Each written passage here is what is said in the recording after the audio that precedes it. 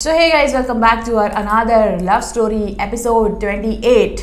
I think episode पे 28. तो भाई हम आ चुके हैं हमारी कहानी के 28वें अध्याय पे।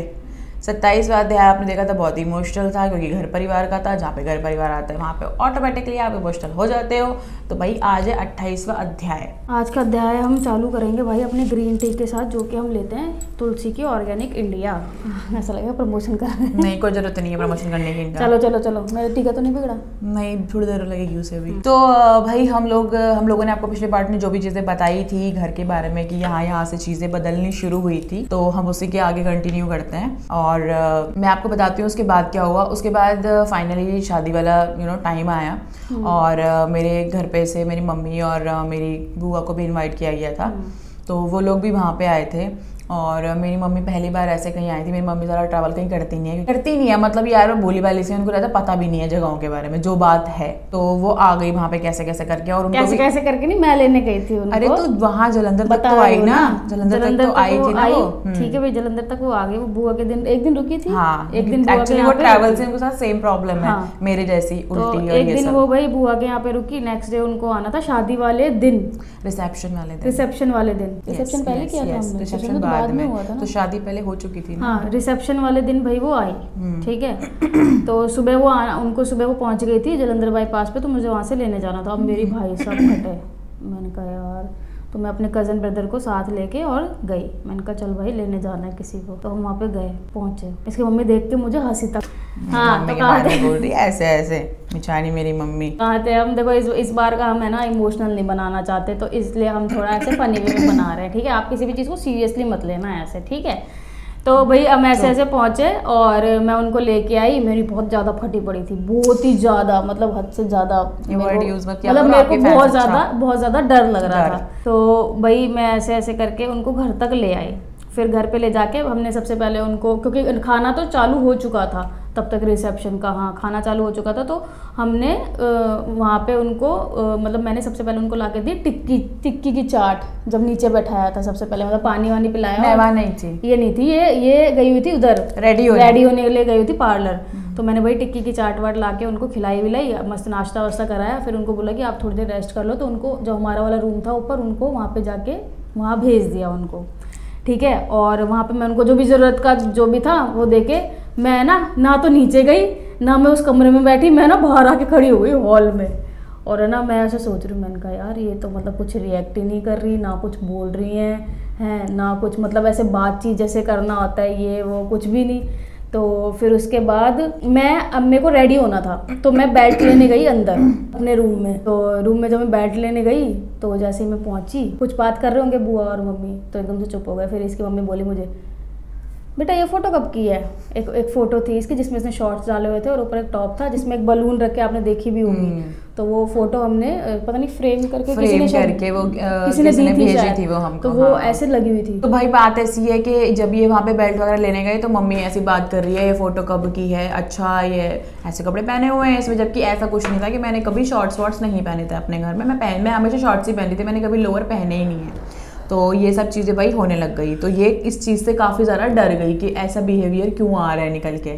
ठीक है, अब उनके लिए भी ये पहला था, मतलब उनको पता नहीं था कि मेरा कैसे रहना है वहाँ पे, मैं किस तरीके से रहती हूँ, मतलब मैं एज ए फैमिली मेम्बर ही वहाँ पे रहती थी। तो वो थोड़ा सा उस चीज़ के लिए शॉक्ड भी थी और वो बीमार भी थी, प्लस एक कहीं ना कहीं दिमाग में बंदे के एग्रेशन भी होता ही है। ठीक है, तो ये काफ़ी ज़्यादा डरे हुए थे इस बात से कि भाई मैं अब अंदर कैसे जाऊँ, मेरे कपड़े तो अंदर ही हैं, मैं कैसे लेने आऊँ। तो उन्होंने मुझे फ़ोन किया, मैं वहीं पर थी। इन्होंने मुझे बोला कि बाबू मेरे को तेरी मम्मी से बहुत डर लग रहा है और वो बहुत गुस्से में बैठी है और मैं नहीं जा रही अंदर अपने कपड़े वपड़े लेने। मैंने बोला किस बात की गुस्से में बैठी है, मैं फ़ोन करती हूँ ना। मैंने कहा हुआ क्या? मैंने कहा कोई बात हुई? कहते नहीं बस वो मुझे लग रहा है आपस में बात कर रही है, तो मुझे डर लग रहा है बस जाने में, तो तू आ जा। मैंने कहा मैं रेडी हुई नहीं हूँ अभी तक। मैंने कहा मैं अभी ऐसे कैसे आ जाऊँ? मैंने कहा कोई है भी नहीं यहाँ पे, और थोड़ा दूर था यहाँ पे रेडी होने गए थे। तो मैंने बोला कि वो कुछ नहीं कहेंगी। मैंने कहा कुछ ये थोड़ी ना है, अब अपने घर वालों को सबको खुद पता रहता है, वो थोड़ी ना मार देंगी। तो ऐसा हो गया था। तो मैंने कहा कि आप जाओ आराम से लेने, बट ये खुद ही इतना हेजिटेट फील कर रहे थे कि नहीं मुझे नहीं जाना है अंदर, ऐसे करके। फिर ये वहाँ की कहानी चल रही थी भाई इनकी, और ऑलरेडी जो रिसेप्शन था वो बहुत लेट हो चुका था, तो क्योंकि वो बस पता नहीं कैसे टाइमिंग्स का क्या रखा गया था, समझ ही नहीं आ रहा था। तो हुआ ये कि फिर मैं वहाँ पे जब रेडी वेडी हो रही थी तो वहाँ पे मम्मी भी आई, हमारी सासू माँ आई, तो हम 4 लोग रेडी होने गए थे, उनकी भाभी, मैं, छोटी वाली सिस्टर और एक नेबर, हम 4 लोग रेडी होने गए थे। तो हमारी सासू माँ भी आई वहाँ पे, हमारी नेबर भी आई साथ में। तो भाई उन्होंने 3 लोगों को देखा और मेरे बराबर में बैठी थी, और बस वो ये बोल रही थी कि भाई हमारी ब्राइड को ऐसा कर देना वैसा कर देना, और उन्होंने पूरे आधे घंटे तक मेरे को नहीं देखा, जबकि मैं उनके बिल्कुल बराबर में बैठी हुई थी। अब हो सकता है कि भाई नज़र ना गई हो उनके ऊपर। उन्होंने फिर जब आधे घंटे बाद मेरे को देखा, जब रेडी वेडी में हो ही रही थी वो, मतलब कर ही रहे थे, तो मम्मी का रिएक्शन एकदम से जब ये आया ना निकल के कि अच्छा तू भी आई है यहाँ पे, तेरे को तो मैंने देखा ही नहीं। तो ये जो वर्ड थे ना, ये मुझे उस टाइम पे बहुत ज़्यादा हर्ट कर गए, और वो हर्ट करने का रीज़न ये था कि सिचुएशन ऐसी थी कि एक नया बंदा फैमिली में शामिल हो रहा है, और उसके शामिल होते ही कुछ ही घंटे बाद आप ये स्टेटमेंट दे रहे हो, अच्छा तू भी आई है यहाँ पे, तेरे को तो मैंने देखा ही नहीं। एग्जैक्ट वर्ड्स यही थे, आज तक मुझे याद है। तो मुझे वो चीज़ बहुत चुभ गई, बहुत ज़्यादा पिंच होने लग गई। मैं लिटरली वहीं पे मेरी आंखों में आंसू थे बहुत ज़्यादा वाले, और मेरा मन ये हो रहा था कि मैं अभी यहाँ से उठूँ और मैं वापस घर जाऊँ। मेरा बिल्कुल भी मन नहीं था कि मैं रेडी हूँ, वहाँ पे बैठूँ या क्या करूँ। भले ही उनका इंटेंशन जो मर्जी रहा हो, उनके वर्ड्स वो उस टाइम के लिए उनका तरीका कहने का कुछ और हो गया, उनके मन में वो बात ना हो, बट मुझे वो चीज़ चुभी कि भाई अभी तुमने सिर्फ कुछ ही घंटों के एक लड़की शादी करके आई है और आपने मुझे ये चीज़ बोल दी कि भाई तू भी आई है यहाँ पे, जबकि हम सब साथ ही आए थे। फिर यहाँ पे इसके बाद एक चीज़, मम्मी और आंटी बाद में गए थे। अरे मतलब हम चारों तो साथ में गए थे ना, रेडी होने, हम चारों तो साथ में ही निकले थे ना। वो ये तो है नहीं कि वो 3 लोग घर के अलग निकल कर मैं बाद में आई हूँ, या ऐसा नहीं हुआ था। मम्मी और आंटी बाद में आए थे, वो चीज़ अलग है। फिर उसके बाद भाई मैं रेडी हो गई थी, और ये तो थोड़े परेशान थे कि तू आएगी तभी रेडी होंगी। मैंने कहा ठीक है। तो मैंने बोला कि या तो आप मुझे लेने आ जाओ, तो ये भी वहाँ पे काम वाम में थे तो ऐसा पॉसिबल नहीं हो पाया थोड़ा। तेरे फ्रेंड्स आए थे बैंक वाले? हाँ, मेरे बैंक वाले फ्रेंड्स भी आ गए थे, तो ये उनको अटेंड करने लगे, क्योंकि मैं बता रही ना शाम का टाइम हो गया था, 3 बज गए थे कुछ। हाँ, हमारे बैंक्स वाले जो फ्रेंड्स थे वो आए थे। अब फिर इसी में फिर वापस जाने के टाइम पे भी थोड़ा उन्होंने ऐसा कर दिया कि वो सिर्फ उसको लेके चली गई वहाँ से, उसको, और क्या कहते हैं, मतलब चली गई उसको लेके, छोटे सिस्टर को भी ले गई थी। तो मेरे को फिर थोड़ा सा फील हुआ, मैंने उनको बोला कि मैं रेडी हूँ, आप मतलब मेरे को लेके चलो। तो उन्होंने बोला कि तू बाद में आ जाना। बस फिर मेरे को दोबारा क्लिक हो गई चीज़ है कि जब मैं ऑलरेडी रेडी बैठी हूँ और मेरे को जाना ही है, घर पे मम्मी वेट कर रही है, फिर मम्मी से भी इतना टाइम बाद मिलना था और डुग्गू परेशान थी, तो मुझे ये था कि मैं साथ में ही चली जाऊँ कि गाड़ी लेके वापस कौन आएगा ऐसा। उन्होंने बोला तो बाद में आ जाना ऐसे करके, और वो मतलब सिस्टर को और उसको लेके चली गई वहाँ से फटाफट की, नहीं देर हो रही है, पहले इनको जाना है ऐसे करके। तो मेरे को वो वहाँ से जो फ़र्क दिखना शुरू हो गया ना, वो मेरे को क्लिक करता ही गया। तो वही इस तरीके की चीज़ें होती रही। फिर ये मेरे को वहाँ पे लेने आई, बाद में मैंने उनको फ़ोन पे बोला है, मैंने उनको फ़ोन पे वहीं पे ये चीज़ बोल दी कि मम्मी ने ऐसा किया है, मम्मी ने ऐसा बोला, मेरे को बहुत रोना आ रहा है और मेरा बिल्कुल भी मन नहीं है रेडी होने का भी और आने का भी मेरा मन नहीं है। तो ऐसे से इन्होंने बोला नहीं ठीक है कोई बात नहीं, तू छोड़ उनकी बात को, मैं हूँ ना तेरे साथ। वही जो ये हमेशा करती थी, इन्होंने वही किया कि भाई मैं हूँ तो तू क्यों टेंशन ले रहे, तेरे को किससे मतलब है, मेरे से या उनसे। तो ठीक है, मैंने कहा यार फंक्शन है, क्यों चीज़ों को वो करना। तो मैं निकल गई वहाँ से। फिर मैं घर पहुँची तो इन्होंने सूट वूट पहना हुआ था। अब सूट वूट पहन के तो खड़े थे, बट बाल नहीं किए थे, इन्होंने रेडी नहीं हुए थे। बोले मम्मी बहुत गुस्से में बैठे। मैंने कहा क्या हो गया। फिर बेल्ट लेने जाना था तो मैं नहीं गई थी। तो मैं ऊपर गई रूम में, मैं मिली तो मम्मी थोड़ा गुस्से में थी। मम्मी गुस्से में इसलिए थी क्योंकि वो थक के भी आई थी, उनकी तबीयत ठीक नहीं थी और मैं लेट आई। मतलब मेरे को 2 घंटा लग गया था आराम से, 2-2.5 घंटा। तो वो लेट थी, कहते हम यहाँ पागलों की तरह बैठे तेरा इंतजार कर रहे, तू आराम से अपनी मस्ती में घूम रही। मैंने कहा मैं घूम कर रही हूँ, मैंने कहा मैं रेडी होने गई थी, मैंने कहा बीच में थोड़ी ना उठ के आऊँगी। तो जो कि एक मिडिल क्लास फैमिली में चलता है भाई, वही चल रहा था वहाँ पे। तो चलो कोई नहीं, उसके बाद नॉर्मल हुआ। फिर मम्मी रेडी वेडी हुई, फिर हम सारे ही नीचे आए साथ में। फिर मम्मी को बिठाया आराम से, मैंने उनको थोड़ा रिलैक्स किया कि कुछ नहीं है, नॉर्मल है ऐसा वाला। और भाई हमारे यहाँ पे ऐसे गले मिल के मिलने वाला रीति रिवाज नहीं है, तो उनको इस चीज़ के बारे में ज़्यादा वो नहीं है। मतलब ऐसा नहीं कि मिलना ही है बहुत ज़्यादा, जैसे पंजाब में तो हर किसी को जब आप मिलते हो तो ऐसे गले मिल के मिलना होता है। हमारे वहाँ पे क्या है कि क्लोज वंस हुए, जैसे मतलब मम्मी की सिस्टर वगैरह ऐसे या ननद वगैरह हुए, तो उन्हीं के साथ ज़्यादा ऐसा है कि बाकी तो नमस्ते वमस्ते वाला या फिर बड़े हैं तो पैर छूने वाला ये सिस्टम चलता है। और पंजाब का ऐसा गले मिलने वाला। तो वहाँ पे जितने भी कुछ रिलेटिव्स थे तो उनको ये खटक रहा था कि मम्मी गुस्से में है मेरी। तो हर कोई इनके कजन्स वजन्स ये बोल रहे थे कि आंटी गुस्से में लग रही है, गुस्से में है क्या, मिली नहीं अच्छे से। तो ऐसा नहीं था, बस वो बीमार थी और वो अच्छा फील नहीं कर पा रही थी। और एक पहली बार उस शहर में आई थी, पहली बार पंजाब, तो उनको ये चीज़ें लग रही थी कि भाई मतलब अलग अलग, और रिलेशन भी थोड़ा अलग ही था, तो लगता ही है बंदे को, ठीक है। वो उनकी अपनी एक थॉट प्रोसेस थी कि वो क्या सोच रही थी, वो हमको नहीं पता। फिर मम्मी वगैरह सब, पापा वगैरह मिले विले उनसे। पापा का तो नॉर्मली था, पापा तो कुछ ऐसा वो करते नहीं है नॉर्मली, मम्मी को बुला ले, खाना वाना खिला दे, डांस के लिए बुला ले, ऐसा ऐसा। पर मेरी मम्मी तो कभी डांस ही नहीं करती, तो हाँ पापा लेकर आए मम्मी को वैसे डांस वांस पे, और फिर थोड़ा बहुत उन्होंने किया, बुआ वगैरह। और पहली बार डांस करते करते ही इन्होंने मम्मी का हाथ पकड़ा है डांस करते हुए। तूने पकड़वाया था? मतलब मैंने पकड़वाया था, मेरी शक्ल उस टाइम और ये ऐसे हो गए ऐसे, मतलब ऐसा कुछ नहीं कि डर लगाते हो लगता है उनसे, बट ये होता है यार, पहले पहले मेरे को उनकी मम्मी से लगता है, आज तक लगता है।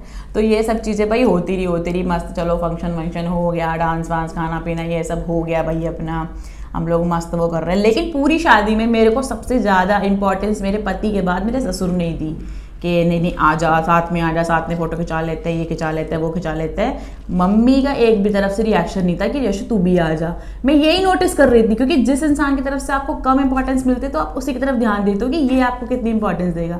तो वहाँ से भैया अपने को नहीं मिल रही थी, उन्होंने एक बार भी मुझे नहीं बुलाया, वो बस अपने उसमें ही लगी हुई थी। उनको लग रहा था कि बस ये सबसे इससे इंपॉर्टेंट और कुछ भी नहीं है। उनका लग रहा था पुराने रिश्ते तो गए साइड में, मेरे लिए ऐसा लग रहा था मुझे, क्योंकि मुझे फील हो रहा था उस टाइम पर। फिर भी मैं इनको देख के खुश थी कि चलो ठीक है करके, कोई बात नहीं, मस्त नाचा वाचा हमने। और फिर भाई आता है फाइनली रात का टाइम। अब ये डिसाइड हुआ था इनकी फैमिली की तरफ से, मम्मी पापा की तरफ से ज़्यादा नहीं, इनकी जो और फैमिली है चाचा ताई के तरफ से, कि भाई मम्मी आई हुई है, इसी बहाने साथ में बात कर लेते हैं, अब आई हुई हैं तो डिस्कशन कर लेते हैं तुम्हारे रिलेशन के बारे में, शादी के बारे में, ऐसे करके। तो भाई रात का टाइम था, सब साथ में बैठे ऊपर और हमारे रूम में। और पहले तो हम दोनों मतलब सबको बुलाया, इनकी मम्मी आने को भाई रेडी नहीं थे बिल्कुल भी, तब भी बता दूं मैं, ये चीज़ सच है, मैं इस पर कोई घुमा फिरा के नहीं बोल रही, वो बैठने को रेडी नहीं थी साथ में, अरे हाँ आती हूँ तुम चलो ऐसा करके। सबसे लास्ट में वो आई जब पूरी सभा बैठ चुकी थी।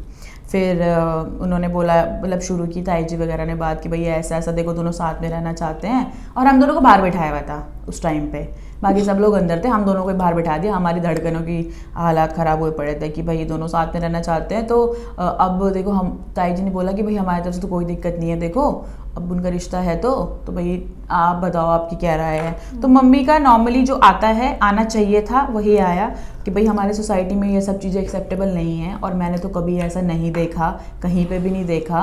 और ये सारी चीज़ें उन्होंने बोली कि ऐसा कहीं होता नहीं है, ना हमने आज तक कहीं ऐसे देखा है और ना होता है, और मुझे तो एक सोसाइटी में रहना है, मैं वहाँ पे कैसे मुँह दिखाऊंगी। और फिर प्लस जो चीज़ें आनी चाहिए थी कि भाई मेरा जॉइंट फैमिली है, मतलब मेरे सास हैं, मेरे देवर है, जेठ है, मैं उनको क्या जवाब दूंगी, जो कि एक मुझे लगता है कि नॉर्मली बंदे को हमेशा लगता ही है जब वो एक ऐसी चीज़ में होता है कि भाई सब साथ में है तो मुझे सबको जवाब देना है, कि सब तो उल्टा के मुझे बोलेंगे कि भाई तुमने अपने बच्चों को बिगाड़ा कि वो इस रास्ते पे चल रहे हैं, जो कि नॉर्मल था। उनकी तरफ से ये सारी चीज़ें आ गई। तो पापा और सब लोग यही चीज़ बोल रहे थे कि नहीं देखो अब उनका भी डिसीजन है, वो साथ रहना चाहते हैं, ये करके ये वो, मतलब वो उनको समझाने में लगे हुए। तो मुझे लगा कि भाई ये तो पूरी तरीके से एक्सेप्टेबल, मतलब इनके लिए तो पूरी तरीके से एक्सेप्टेबल है चीज़ें, ये नॉर्मल लगा मुझे। मेरे को लगा मेरे मतलब इनकी फैमिली की तरफ से सब कुछ एक्सेप्टेबल है मम्मी पापा की तरफ से, और वो मम्मी को कन्विंस करे कि भाई तुम भी मानो ऐसा।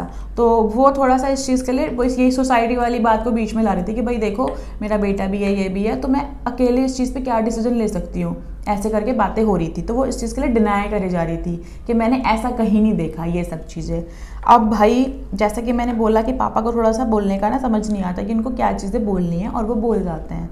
उन्होंने वहाँ पे वही चीज़ की और बोल दिया कि भले ही आज भले ही मैं इनका साथ दे रहा हूँ, लेकिन मुझे पता है रिश्ता चलने वाला नहीं है। सीधा ही बोल दिया कि वो जो मैं अभी शादी करके आया हूँ ना, हम भी अंदर आ चुके थे, हाँ हमें बिठा दिया था वहाँ पे, तब ये बात शुरू हुई। और हम दोनों ऐसे थे, एक दूसरे का हाथ पकड़ के बैठे। हाँ मैंने कहा यार, क्योंकि हमको उम्मीद नहीं थी कि भाई यहाँ से ये ऐसा आने वाला है, इनकी तरफ से ऐसा आने वाला है। मम्मी से तो उम्मीद थी, मेरे पापा की तरफ से उम्मीद नहीं थी।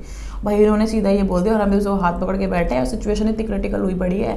सीधा ही बोलते हैं, कहते हैं मैं भले ही साथ में मतलब साथ दे रहा हूँ इनका, लेकिन मुझे पता है रिश्ता चलने वाला नहीं है, ज़्यादा दिन चलेगा नहीं, रिश्ता ज़्यादा दिन टिकने वाला नहीं है। और तो मैंने इस बात के ऊपर ये बात बोल दी, क्योंकि मुझे इस बात पर बहुत ज़्यादा गुस्सा आ गया, क्योंकि मुझे पता है कि मेरा रिश्ता कहाँ तक जाएगा। सबको पता होता है रिलेशन के बारे में, क्या सही चल रहा है, क्या ख़राब चल रहा है। मैंने बोला कि देखो पापा, गारंटी की बात तो ये होती है, गारंटी तो किसी भी चीज़ की नहीं होती, ठीक है। मैंने बोला अभी जो आप शादी करके लाए हो, आपको क्या पता कि वो कितना जाएगा। ये फॉर एन एग्जाम्पल था क्योंकि वो वहाँ पे मेरे को मेरे रिश्ते के बारे में बोल रहे थे, तो मैंने उनको यही बोला कि एक लड़की और लड़के का रिश्ता कितना चलेगा ये आप कैसे जज कर सकते हो। उन्होंने बोला कि मुझे पता है कि तुम्हारा नहीं चलेगा, लेकिन वो अपना खींच लेंगे, उनका चलेगा, वो बढ़िया चलेगा, लेकिन तुम्हारा नहीं चल पाएगा। तो मैं उनको सिर्फ यही बोले जा रही थी कि ऐसा नहीं होता कि आप किसी के ऊपर जजमेंटल नहीं हो सकते कि भाई तुम्हारा नहीं चल पाएगा और वो लड़का लड़की है तो उनका चल जाएगा, ऐसा नहीं होता। क्योंकि किसी भी रिश्ते में निभाना जरूरी है, कोई भी रिश्ता हो। फिर से दंगल बज गया भाई। मेरी बुआ और मेरी मम्मी कहती है कि चल खड़ी हो तू, क्या क्या करेगी तू यहाँ रह के, कैसे रहेगी तू यहाँ पे, ये तो अभी से ये बातें बोल रहे हैं कि तू खड़ी हो यहाँ पे। और पापा की बातें, सेपरेट कमरा दे रखा है, इसे लगवा के दे रखा है, बेड दे रखा है, और क्या चाहिए, ऐश की जिंदगी जी रही उनको। भाई उन्होंने तो बातें ही पूरी, उन्होंने तो समय ही पूरा बिगाड़ डाला वहाँ पे। उनको मम्मी को मेरी मम्मी इतनी सिक्योर हो गई कि भाई ये आज ये कर रहे हैं, कल को तो ये लात मार के निकाल देंगे। समझदारी वाली बातों में पापा को नहीं बैठाते। हाँ, कोई नहीं बैठाता उनको, क्योंकि उनका थोड़ा बच्चों वाला ही है। वो ऐसा नहीं, उनके दिल में कुछ नहीं है, मैं आज फिर ये बात बता दूं, उनके दिल में कुछ नहीं है, बट वो जो बातें बोल जाते हैं वो दूसरों के दिल में घर कर जाती है, ये बात है। तो ये सब मैटर भाई तभी बिगड़ गया कि मेरी मम्मी ने, बुआ ने बोला कि जब ये अभी से ये बात कह रहे तो तुम एक काम करो, तुम उठो, बोलते चल खड़ी हो, चल चल घर चल। मैंने कहा मुझे तो नहीं जाना, मुझे तो उसी के साथ रहना। फिर हम रो रहे थे दोनों और ऐसे बैठे थे, दोनों रोए जा रहे थे और ऐसे बैठे थे। मैंने फिर वहाँ पे एक चीज़ बोली, मैंने बोला चाहे ये फैमिली मेरा साथ दे, चाहे ये फैमिली मेरा साथ दे, या दोनों में से कोई भी मेरा साथ ना दे, तभी भी मुझे इसी के साथ रहना है। एग्जैक्ट मैंने डिट्टो यही वर्ड बोले थे कि मुझे इसके साथ रहने के लिए किसी के साथ की ज़रूरत नहीं है, मुझे उसके साथ रहने के लिए सिर्फ उसका साथ चाहिए और वो मेरे साथ है। तो मैंने ये चीज़ वहाँ पे कुछ बोला था, हाँ, कि मुझे साथ ही रहना है इसके, इतना ही बोला था कि मुझे इसके साथ ही रहना है, और इसने यही बात बोली। तो ये सब भाई मैटर हो गया और चीज़ें हो गई, बिगड़ गई बहुत ज़्यादा, रोना धोना मच गया। मम्मी और भी रो रहे थे वहाँ पे, वो सारी सभा भी उठ के नीचे चली गई। भाई मम्मी को समझाना मुश्किल हो गया, मम्मी को गुस्सा, क्योंकि भाई बता रही हूँ बातें तो ऐसी बिगड़ती हैं परिवार के बीच में। अब भाई मम्मी खाना भी ना खाए गुस्से में, मेरे को और अलग टेंशन, क्योंकि उनकी तबीयत ठीक नहीं रहती। मैं इनको, हम बाहर बैठ के फिर रो रहे हैं। फिर पता नहीं कैसे कैसे खाना नहीं खाया था, खाना उन्होंने नहीं खाया था रात को। अच्छा, यहाँ पे मैंने शादी हुई वो नहीं बताया। शादी जब हो गई, हम लोग यहाँ से चले गए बारात लेके, शादी जब गुरुद्वारे में हो गई, उसके बाद जब सब एक दूसरे को बधाइयाँ दे रहे थे, जब मम्मी के पास में गई और गले वाले लगा के कंग्रेचुलेशंस उन्होंने मेरे को विश किया, मैंने भी उनको विश किया, तो मैंने मम्मी को ये बोला कि अब आपने हमारे बारे में क्या सोचा है, क्योंकि आपने मुझे चीज़ बोली थी कि अब मैं तुम्हारी शादी भी करानी है मुझे। तो मैंने कहा अब आपने इसके बारे में क्या सोचा है, तो मम्मी का जवाब ये था कि हाँ देखते हैं। मेरे को वो चीज़ वहाँ पे क्लिक हो गई कि देखते हैं, मतलब देखते हैं का मतलब क्या, क्योंकि देखते हैं से बहुत कुछ समझ में आता है, वो कहीं नहीं होता, ना हाँ में ना ना में, वो बीच में लटके हो आप। तो वो चीज़ें इस तरीके से और ज़्यादा उलझती गई। ठीक है, फिर भी मैं यही बोलूँगी कि हो सकता है वो सिचुएशन के लिए अपनी जगह सही हो, लेकिन उन्होंने ये ना सोचा कि भाई एक लड़की यहाँ पे अपना घर परिवार सब कुछ दाव पे लगा के बैठी है। मैं फिर भी यही बात बोलूँगी, एक्चुअली उनकी सिर्फ इतनी सी गलती है, उन्होंने इसे तो बोल दिया, मैं कहती हूँ चलो हक समझ के बोल दिया कि ये सारी चीज़ है, लेकिन अगर वही चीज़ वो उसे भी बोल देती ना कि भाई जैसे तुम बहू हो इस घर की, वो भी इस घर की बहू है और बड़ी है तुमसे, तो मेरे को लगता है कि वहाँ पे चीज़ें कभी ख़राब होती ही नहीं। ना हम मतलब समझ रहे हो, इन दोनों के बीच भी वो चीज़ें ख़राब नहीं होती कभी, क्योंकि ना वो कभी ऐसे कलेश होते जो हम आपको आगे बताने वाले हैं। तो मेरे को लगता है कि चीज़ें वहाँ पे सारी बिगड़ी हैं। अगर वो चीज़ें पहले से ही क्लियर हो जाती, या फिर प्लस मैंने स्टैंड नहीं लिया वहाँ पे, मतलब ये सारी बातों पे मैंने कभी स्टैंड लिया ही नहीं। जब बहुत ज़्यादा हद से पार हो गई ना, तब मैं फूटी वहाँ पे। वो भी मैं आपको आगे बताऊंगी। हमेशा ये बोलती थी कि डुग्गू, वही बात कि अगर आप नहीं बोलोगे और मैंने सामने से कुछ भी बोला तो मैं बहुत गलत दिखूंगी, तो मेरे को बोलने का मौका मत दो, और प्लीज चीजों को बैठ के क्लियरिफाई करो। मेरे साथ पता क्या होता था, मैं इसको तब भी मैं समझाती, लेकिन मेरी कोई बात नहीं समझ नहीं पाता। आज अगर मैं यहाँ पे बैठ के इतना बोलती हूँ, जितना भी बोलती हूँ, ठीक है, जितना अगर मैं कभी मेरे को ऐसे अंदर से आता है बहुत ज़्यादा बोलने का, जब मैं ज्ञान वाली बातें करती हूँ, तो वो मुझे लगता है ना कि वो सब मैंने ना शायद इससे सीखा है। क्योंकि पहले क्या होता था ना कि एक तो मैं बहुत ज़्यादा इमोशनल हूँ, अगर ऐसे लड़ाई वाली किसी को बात करनी है ना, किसी से मतलब लड़ने के वे में, तो पहले मैं रो लूँगी, फिर मैं रोते रोते अगर बोल दिया तो बोल दिया, नहीं तो मैं नहीं बोलूँगी। मेरे मुंह से वर्ड निकलते ही नहीं है, मतलब मेरे मन में चल रहा है कि मुझे ये बोलना है, मुझे ये भी बोलना है, मुझे ये भी बोलना है, लेकिन मेरे मुँह से शब्द नहीं निकलते थे मेरे साथ। मतलब ये प्रॉब्लम थी पहले, अब तो मैं ठीक है, अब तो मेरे साथ ऐसा नहीं है, बट पहले मेरे साथ ये दिक्कत थी। मतलब मैं कितनी कोशिश कर लूँ, कितनी भी कोशिश कर लूँ, अंदर से मैं भर जाऊँगी बिल्कुल बुरी तरीके से, लेकिन वो शब्द नहीं निकलते थे मेरे मुँह से। और तो उसका नतीजा ये होता था, सॉरी, उसका नतीजा ये होता था कि ये कुछ बोलती नहीं थी, और फिर जब मैं चीज़ों को रखती थी अपनी कभी मम्मी पापा के सामने तो मैं गलत बनती थी। उनको ये लगता था कि मैं इसको चीज़ों के लिए भड़का रही हूँ, या फिर पायल तो चाहती नहीं है ये चीज़ें, पायल तो चाहती नहीं है कुछ भी, और मैं मतलब, और हाँ मैं पायल को फैमिली से भी अलग कर रही हूँ, उसके भाई बहनों के भी खिलाफ कर रही हूँ, जबकि आज तक 5 साल से हम साथ हैं, कभी मैंने एक होता है ना मतलब एक पल के लिए भी इनको कभी किसी भी चीज़ से अलग नहीं किया। आगे से मैंने भेजा है कि नहीं आप जाओ, मैं बाद में हूँ, फैमिली पहले है। ये मेरी वर्ड्स हमेशा यही रहे हैं कि कोई भी चीज़ हो, भले ही मैं नहीं हूँ वहाँ पे, लेकिन आप जाओगे, आपकी फैमिली है, कल के टाइम पे कुछ भी रहता है आप जाओगे क्योंकि आपकी फैमिली है। क्योंकि मैं फिर भी एक थर्ड पर्सन हूँ, क्योंकि आज भी मैं इतनी बड़ी बात बोल देती हूँ उनको, आज तो मैंने शादी कर ली है, आज भी मैं ये चीज़ बोलती हूँ उनको, फिर भी मैं थर्ड पर्सन हूँ डुग्गू। आप अपनी फैमिली के लिए पहले हो, और फैमिली पहले प्रायोरिटी होनी चाहिए कि आप उनकी सारी सिचुएशंस में उनके साथ खड़े हो। चलो बाबू बहुत लंबा। तो यहाँ पर भाई ये सब चीज़ें इतनी ज़्यादा होने लग गई। फिर उसके बाद क्या हुआ, वो रात तो भाई जैसे कैसे करके कटी, रो धो के बहुत बुरा ही हाल था। सुबह हम पता नहीं सोए नहीं सोए, मेरे को याद नहीं, 1-2 घंटा सोए होंगे, और ये भी बहुत बिलक बिलक के रोई, बहुत ज़्यादा, ये तो हद पार रोई थी उस टाइम पे। मम्मी तब नहीं थी, पापा थे सब सिर्फ उस टाइम पे। फिर पापा ने इनको गले वाले लगा के चुप कराया, बहुत ज़्यादा रोई है। तो चलो ठीक है, ये सब हो गया। फिर अगली सुबह में मम्मी और को जाना था, तो मैंने नाश्ता वाश्ता बनवाया, और मैंने इनको बोला, मैंने कहा डुग्गू, मैंने कहा आप चलो, मैंने कहा मैं खाना नहीं खा रही, मैंने कहा आप चलोगे एक बार, कहती है रुक मैं ये बात कर लूँ तेरी मम्मी से, देख तू क्या प्रॉब्लम है, क्यों इतना वो बड़की हुई है ऐसे करके। तो भाई मेरे हाथ से तो नहीं खाना खाया। फिर ये गए, अब ये बताएंगे नहीं, अगली बार बताएंगे, टाइम दे। और यार मैं बार बार ये सारी इमोशनल चीज़ें जब बताती हूँ ना गाइज, मैं आपको एक चीज़ और शेयर कर दूँ, ये जितने मैं पिछली बार की स्टोरी मैंने बताई ना, मेरे को 3 दिन तक वो चीज़ें रात भर क्लिक करती रही, पूरे दिमाग में पूरा सिनेरियो घूमता रहा। और कुछ चीज़ें ऐसी होती जिनको आप ना रिमाइंड नहीं करना चाहते, जो आपको दुख देते, क्योंकि मैं इमोशनल लड़की हूँ। वीडियो शूट करना चाहिए था ना, 12 तो बज गए, मैं कब एडिट करूँगी, कब अपलोड करूँगी। तो अगला भाई हम बताएंगे आपको नेक्स्ट स्टोरी में, क्योंकि अभी बहुत लंबा वीडियो हो रहा है, तो कोई भी इमोशनल नहीं होगा, क्योंकि हम भी नहीं होंगे। चलो टाटा बाय। तो ऐसे बताइए स्टोरी अग्रेसिवली, ताकि इमोशनल ना हो, वरना तो टेस्ट में ही आ जाते हैं यहाँ पे।